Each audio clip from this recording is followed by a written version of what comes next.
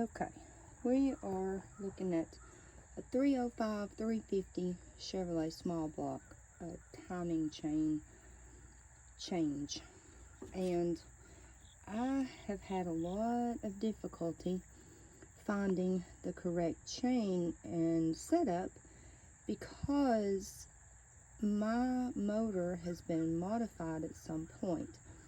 So what I have found after dropping the oil pan is that my chain wasn't stretched.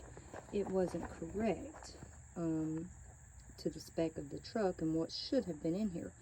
So what I have determined in looking at the crank number is that it's a 86305 crank in a 95 350 block. So after much trial and error, this heavy duty Jegs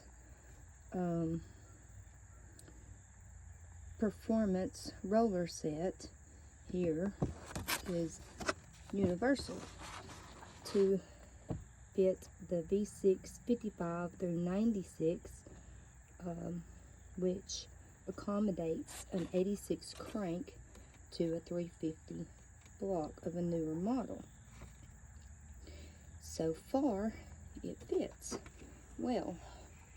We haven't tightened everything down yet, but there's really not much tension here.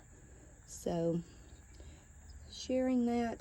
Also, I have seen a lot, and even the instructions say that when you install this, that little O mark should be up, and that this one up here should be down there aligned with that.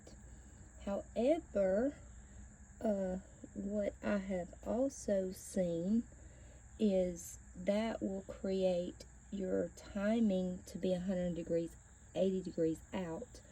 I watched another video where the gentleman explained that this up here at straight up, which mine's a little bit over, but I can't really do much about that because it only has that one keyway. And then aligning this dot up straight up should be the correct timing set, considering it is in the truck with the distributor, etc.